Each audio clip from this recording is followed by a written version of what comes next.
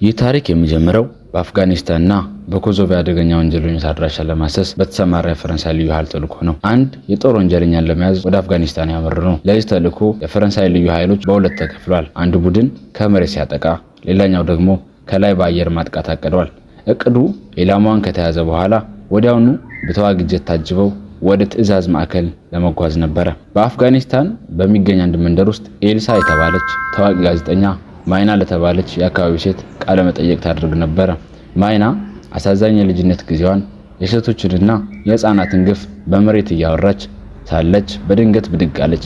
በታሊባን ታጣቂዎች መንደሩን እንደሩት። ሁሉም ለነፍስ ተበታትኖ ሲሮጥ፣ ጋዜጠኛዋ ኤልሳ ግን ማምለጥ አልቻለችም። በታሊባን ታጣቂዎች ተያዘች። የኤልሳና የአጃቢዋ ሚን መያዝ ለፈረንሳይ መንግስት ከፍተኛ ባለስልጣናት ደረሰ። ኤልሳ ብዙ ምስጢራዊ መረጃ ያላት ጋዜጠኛ ስለነበረች መንግስት ዝም ብሎ ሊያልፍ አልቻለም። ባለስልጣናቱ ከጦር ቡድን አባላት መካከል ኮቫክስ፣ ሉካስና ሌሎችን አስቸኳይ ጥሪ ያደርጉላቸው። ሁሉም ወደ ጦር ግዛት ተሰማሩ። አፍጋኒስታን እንደደረሱም በሄሊኮፕተርና በአፍጋኒስታንና ፓኪስታን ድንበር አቅራቢያ ወደምትገኝ ካንግጂማክ ተጓዙ። እዚያም ከሌላ ክፍል የመጣው ልዩ የሞት ተኳሽ ስናይፐር ኤልያስ ተቀላቀላቸው። እነዚህ ሶስት ልሂቃን መኮንኖች በጋንዴማክ የፈረንሳይ ጦር ሰፈር ተዋወቁ። በጋንዴማክ ካምፕ ውስጥ በየቀኑ የተኩስ ክህሎቶችን የሚያሳድገው ቪክተርና የአካባቢው ልጆች ጋር ጓደኛ የሆነው ቲክታክም ለተልዕኮ ዝግጁ ነበሩ።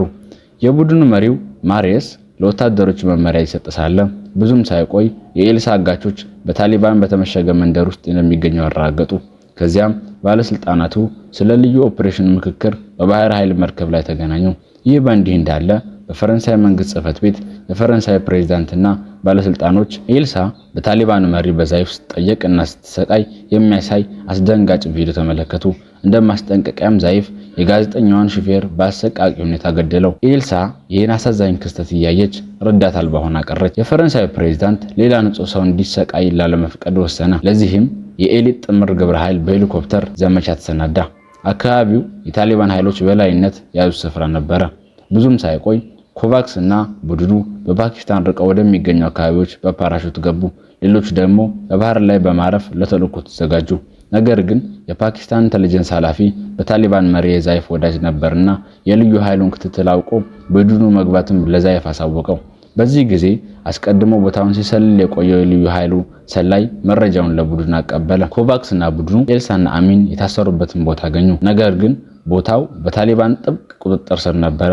የታሊባን ሰዎች አሁንም ወንጀለኛ ናቸው ያላቸውን እንደ ማይና ያሉትን ንጹህ ለመግደል እየተሰናዱ ነበረ። ኤልያስ የታሊባን ጦር የሚያደርጉትን ግፍ አይቶ ጣልቃ ለመግባት ኮቫክስን ጠየቀው። ኮቫክስ ግን እምቢ አለ። ተልዕኳቸው ኤልሳና አሚን ማዳን ብቻ እንደሆነ አስታወሰው። ኮቫክስ ከፍ ያለ ስፍራ ላይ ሆኖ እየቃኘ ኤልሳና አሚን የታሰሩበትን ትክክለኛ ቦታ አየ። ኮቫክስ ቡድኑን በፍጥነት እንዲቀሳቀስ አዘዘ። ከፍተኛ የተኩስ ልውውጥ ተደረገ። ቡድኑ ኤልሳን እና አሚንን ይዞ እየወጣ እያለ ኤልያስ የታሊባን ኃይል ከየትኛው አቅጣጫ መገናኘታቸውን አሳውቆ ጥንቃቄ እንዲያደርጉ ነገራቸው። የታሊባን መሪው ዘይፍ ቦታው ሲደርስ ግዛቱ ጥቃት እንደደረሰበትና ታጋቾቹ እንደሌሉ ሳይ በንዴት አበደ። የፈረንሳይ ልዩ ኃይሎች ወደ ካምፓቸው ዘልቀው መግባታቸውን በሰዎች ተነግሮታል። ይህ እንዲህ እያለ የኮቫክስ ቡድን ጥይት ማዝነቡን ቀጠለ። ታሊባኖቹ ሲበታተኑ ቡድኑ ታጋቾቹን ይዞ በታሊባን ከመያዝ ለማምለጥ ወደ ወጣ ገባድ ድንጋያማ ተራራዎች አመራ። ለአጭር ጊዜ እረፍት ላይ ሳሉ ቲክታክ የመገናኛ መሳሪያ ሙሉ ለሙሉ እንደተበላሸ ተረዳ። ዛይፍ የኮቫክስን ቡድን ለማውጣት ሁለት ሄሊኮፕተሮችን ወዳሉበት ተራራ አስጠጓየ። ዛይፍ ጦሩን አሰልፎ የኮቫክስን ቡድን ማሳደዱን ቀጠለ። ከረጅም የመልሶ ማጥቃት ውጊያ በኋላ በተራራው ላይ የነበሩ ታሊባኖች ተመተው ከሞት የተረፉትም አመለጡ። ውጊያው ካለቀ በኋላ ቲክታክ የአደጋ ጊዜ ምልክት ወይም ሲግናል ለአውሮፕላን አጓጓዥ ላከ። መልእክቱ ወደ ኮማንድ ሴንተር ደርሰው ከካምፕ ሄሊኮፕተር ተላከ። ከርቀት የሄሊኮፕተር ድምፅ ሰምተው የነበሩት ለመዳን አፋፍ ላይ ሆነው ሳለ ሄሊኮፕተሮቹ በታሊባን አርፒጂ ተመተው ወደቁ። ይህ በቡድኑና በፈረንሳይ ጦር ዘንድ ከፍተኛ ድንጋጤ ፈጠረ። በዚያን ጊዜ ሉካስና ቪክተር ተራ በተራ የጠበቁ፣ ሌሎቹ ተኝተው አደሩ። በማግስቱ በጉዛቸው የታሊባን ጦር አሁንም የተከታተላቸው ወደፊት መገስገስ ቀጠለ። በአጭር እረፍት ውስጥ ኮቫክስ ኮምፓሱን ተጠቅሞ ካርታውን እያሰሰ ቀጣዩን የመልቀቂያ ነጥብ ፈለገ።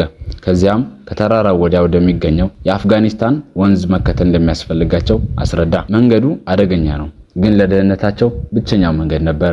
የፈረንሳይ ባለስልጣናት ከሬዲዮ ብልሽቱ በኋላ ስለ ቡድኑ መረጃ ስላጡ ተዋጊ ጀት ልከዋል። እነዚህ ጄቶች ልዩ ካሜራ ስላላቸው ተራራውን እየቃኙ ነበር። በተመሳሳይ ጊዜ ኮቫክስ እና ቡድኑ ታሊባን በዚህ መልክዓ ምድር ላይ ብዙ ልምድ እንዳላቸው በማወቅ ጉዟቸውን በጥንቃቄ ቀጠሉ። ድካማቸው ስለበዛ እረፍት ለመውሰድ አንድ ቦታ ያዙ። ወዲያው ግን ኤልያስ በቀጥታ በዛይፍ የሚመራ የታሊባን ቡድን ወደ እነርሱ ሲቃረብ ተመለከተ። ሌላ አማራጭ የላቸውም። ግዳጁ ወደፊት መግፋት ነው። ለመጋፈጥ ተዘጋጁ። ይህም ጥይት እያለቀባቸው ባለ ሰዓት ላለ እሳት ሆነባቸው። እድል ግን ከኮቫክስ ጋር ነበረች። የልዩ ኃይል ቡድኑ የዛይፍ ታሊባኖችን ወደ ኋላ መግፋት ቻለ። ዛይፍ ተበሳጭተዋል። ወታደሮቹ ወደ ኋላ መፈግፈግ አስቆጥቶታል። በንዴት አንድ የራሱን ሰው ገሎ አሰሳውን እንዲቀጥሉ አስፈራራቸው። በአራተኛው ቀን አድሚራል የኮቫክስን ቡድን በመፈለግ ተራሮችን ለመቃኘት 2 ሄሊኮፕተሮች አሰማሩ። አሁን አድሚራል ኃይሉን ወደ ታሊባን ምሽግ በመላኩ ተጸጽተዋል። የታሊባን ጦር ብዙ ስለሆኑ ኮቫክስ እና ሌሎቹ በሕይወት ሊኖሩ እንደሚችሉ እርግጠኛ አይደለም። በዚያን ቀን የኮቫክስ ቡድን አንዲት ትንሽ መንደር ውስጥ ይገባል። በአካባቢው ነዋሪዎች ሞቅ ያለ አቀባበል ተደረገላቸው። አጭር እረፍት ለማድረግ እና ትንሽ ዘና ለማለት ሲያስቡ ድንገት አንድ ነገር ተፈጠረ። ማሬስ በታሊባን ተኳሽ ጥይት ተመቶ ወደቀ። ጓዱ ሊያነሳው ቢልም ኮቫክስ አልፈቀደለትም፣ ማሬስ ሙቷልና። ሁሉም የተኳሽን ቦታ ለማግኘት ተነሱ። የበቀል እርምጃም ወሰዱ። አንድም ታሊባን መትረፍ አልቻለም። በቁጣ ተቃጠሉ። ከዚያም በኋላ ማሬስን በክብሩ ቀበሩት። የደረሰባቸው ጉዳት ያሳዘናቸው ኮቫክስ እና ቡድኑ ከልብ አዝነዋል። በዚህን ጊዜ ቪክተር አሚንን ማሬስ በሰላም እንዲያርፍ ጸሎት እንዲያደርግለት ጠየቀው። በአምስተኛው ቀን ዛይፍ እና ሰራዊቱ ኮቫክስ እና ቡድኑ ቀደም ብለው የቆዩበትን መንደር ወረሩ።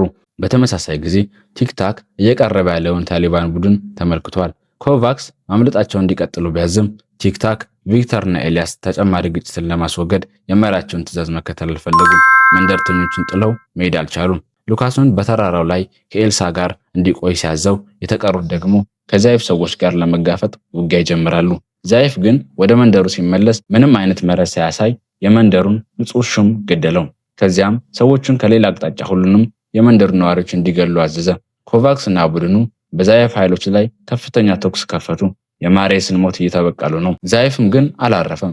አሚንን ከኋላ ወግቶ ገደለው። አሁንም የአሚን ሞት ያየው ኤልያስ በታሊባን ያለው ቁጣ ጣራ ነክቷል። በሌላም ቦታ ቪክተር የመንደር ነዋሪዎችን በማዳን ላይ ያለ በጥይት ተመተዋል። ነገር ግን ሉካስ በሰዓት ደርሶ አድኖታል። ብዙም ሳይቆይ ብዙ ቁጥር ያላቸው የታሊባን ተዋጊዎች የኮቫክስን ምት መቋቋም ስላልቻሉ ወደ ኋላ ለመመለስ ተገደዋል።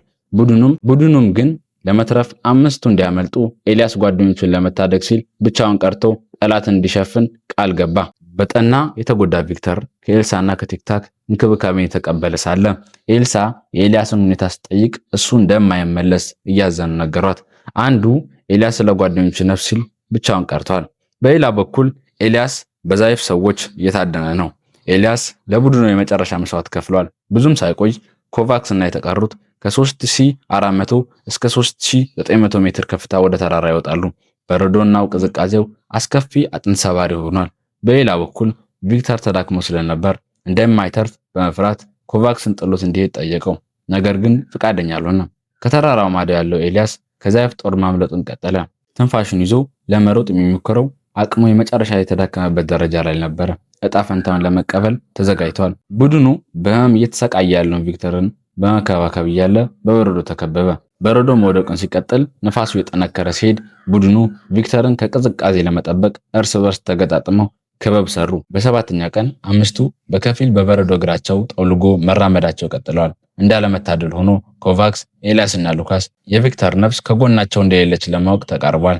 ቪክተር ከቲክታክ አጠገብ ባለ ድንጋይ ላይ ተደግፎ ሞቷል። የተመናመነ የሄደው ቡድኑ አሁንም ቪክተርን ቀበረው። ከሞት የተረፉት 4ቱ የታሊባን ጦር ሊደርሱበት ከሚችለው ቦታ ለማምለጥ ተስፋ በማድረግ ወደ አፍጋኒስታን ጉዟቸውን ቀጥለዋል። በቀረው አቅማቸው ለደህንነታቸው ወደ ተራራ መውጣትን ተያይዘውታል። በ8ኛው ቀን ኮቫክስ፣ ሉካስ፣ ኤልሳ እና ቲክታክ በረዷማ የአየር ሁኔታውን በጽናት ሲጋፈጡ ሳለ ኤልሳ መንቀሳቀስ አቅቷት ራሷን ስታለች። የተሻለ ጉልበት የነበረው ሉካስ ተሸክሟት ተራራውን እየወጣ ነው። በረዷማ ስፍራውን ለማሸነፍ ገመድ እግራቸውን ላይ አስረዋል። በኋላ ኮቫክስ ተራውን ኤልሳን ተሸክሟት ከሞት ቀጠና እየወጡ ሳለ በመጨረሻ የበረዶ ስፍራ ጨርሰው ደረቅ መሬት ደረሱ። ይህም ትንሽ እፎይታ ሰጣቸው። ከረጅም ጉዞም በኋላ በመጨረሻ ወደ አፍጋኒስታን የሚወስደው ምልክት አንዱ የሆነው ወንዝ አዩ። በዚህ ጊዜ ኤልሳም በቂ ጥንካሬ አግኝታ መንቀሳቀስ ጀምራለች። ከወንዙ ተነስተው ገና ሌላ ተራራ ያወጣሉ። በዚህ አካል ብቃታቸው በደከመበት ሁኔታ መቀጠል ግን ከብዷቸዋል። ከቀናት አሰቃቂ ጉዞ በኋላ በድንገት የሞት ቅዠት የሆኑት ታሊባኖች አገኟቸው። እንደገና ሌላ ውጊያ ተከፈተ። ኤልሳ አንድ ጥግ ለመያዝ ሞክራለች፣ ነገር ግን ዛይፍ እዛው ነበረ። ከሱ ለማምለጥ ሩጫ ጀመረች። ሉካስና ቲክታክ ሁለቱም በጥይት ይወድቃሉ። ቀጥሎ በተካሄደው ኃይለኛ ተኩስ ኮቫክስ የዛይፍን ሰዎች በሙሉ ማጥፋት ችሏል። ኤልሳ ግን በዛይፍ ተይዛለች። ኮቫክስ ምንም ማለዘብ አልፈለገም። ዛይፍን ግንባሩን ብሎ ገደለው። በፍጥነት ኮቫክስ የቆሰለውን ሉካስን ለማየት ተጠጋ። ኤልሳም ደግሞ በጥይት የተመታው ቲክታክን ተጠጋችው። ልብ በሚሰብር ሁኔታ ኮቫክስ ሉካስ የደረሰበት ከባድ ጉዳት ማዳን እንደማይችል ተገነዘበ። አሁን የቀሩት ሶስቱ ናቸው፣ ኤልሳ፣ ቲክታክ እና ኮቫክስ። በከባድ ሐዘን አሁን በሞት የተለያቸውን ሉካስን የመቃብር ድንጋይ አኖሩ። ከትንሽ ቆይታ በኋላ ጥቃት የጠበቁት የፈረንሳይ ልዩ ኃይል ቡድን ሁለት የታሊባን ወታደሮች እጅ እየሰጡ ሲመጡ ተመለከተ። ግን እንግዳና የማይጠበቅ ክስተት ነበረ። አመጣጣቸው ግን እጅ ለመስጠትና ለማመስገን ነበረ። በአስረኛው ቀን ተራሮችን በመውጣት ጉዟቸውን ቀጥለዋል። ቲክታክ እግሩ ተጎድቷል። በኤልሳና ኮቫክስ ተደግፎ እየሄደ ነው። ምንም እንኳን ብዙ ቢርቁም አሁንም ተግዳሮታቸው ብዙ ነው። ሰላም የቅርብ ሩቅ ሆናባቸዋለች። ሶስቱም ወደ ደህንነት ስፍራቸው ለመድረስ ገና ብዙ መንገድ ይቀራቸዋል። አርፈው ቲክታክ እንደነገራቸው ከሆነ የቀራቸው መንገድ ከ3 እስከ 4 ሰዓት ይፈጃል። ይህንን በማወቅ ኮቫክስ ወደ አፍጋኒስታንና ፓኪስታን ድንበር በፍጥነት ለመድረስ አቋራጭ መንገዶችን ይጠቁማቸዋል። ለመቀጠል በሚዘጋጁበት ጊዜ ድንገተኛ የድንጋይ መንሸራተት ይከሰታል። ኮቫክስ በከባዱ እግሩ ላይ ይጎዳል። ሁለቱም ኮቫክስ እና ቲክታክ አሁን መራመድ ባለመቻላቸው ኮቫክስ እርዳታ ለማግኘት ኤልሳ ብቻውን ለመላክ ወሰነ። መንገድ እንዳይጠፋባቸው ኮምፓስና መከላከያ መሳሪያ ሰጣትና መንገዷን ትጀምራለች። ሳትወድ የግዷን ራሷን ቻለች። ሁሉም አጋሮቿ አሁን ከጎኗ የሉም። ገና ጉዞ በጀመረች ምሽት የዝናብ አውሎ ነፋስ ገጠማት። አንድ ዋሻ ላይ ራሷን ሸሽጋ መንገዷን ለመቀጠል አሰበች። ከሰዓታት የእግር ጉዞ በኋላ የውሃ አቅራቦቷ እየቀነሰ እስከ መጨረሻ እስክትወድቅ ድረስ ደካማ ሆነች። በ12ኛው ቀን አድሚራሉ ኤልሳ በአፍጋኒስታን በሚገኝ የፈረንሳይ አየር ማረፊያ ውስጥ በሕይወት መገኘቷን የሚገልጽ ዘገባ ደረሰው። የውጭ ጉዳይ ሚኒስተሩ ኤልሳን ወደ ፓሪስ እንድትመለስ ወዲያውኑ ጠየቃት። ነገር ግን ኤልሳ ኮቫክስ እና ቲክታክን በረሃ ላይ ጥላ ቃሏን አጥፋ መሄድን አልፈለገችም። ብዙም ሳይቆይ አድሚራሉ መጣ። ከኤልሳ ጋርና ከሌሎች የፈረንሳይ ልዩ ኃይል ጋር በመሆን 2 ሄሊኮፕተሮችን በመጠቀም ኮቫክስ እና ቲክታክን ለማዳን ሚሽናቸውን ጀመሩ። ኤልሳ አድሚራሉን ወደ ኮቫክስ እና ቲክታክ ወደሚገኙበት ትክክለኛ ቦታ ትመራቸዋለች። አካባቢው በእፎይታ በሐዘንና በደስታ ተሞልቷል። በመጨረሻም ሁሉም ድነዋል። ይህም የአሰቃቂ 12 ችግር ቀናት ያበቃል። ለማዳን ካሰቡ ሁሌም ተጨማሪ ኃይል ያዘጋጁ። የዛሬው ፊልማችን ይህን ይመስል ነበረ። ፊልማችንን ከወደዱት ሼር እና ሰብስክራይብ በማድረግ ቤተሰብ ይሁኑ።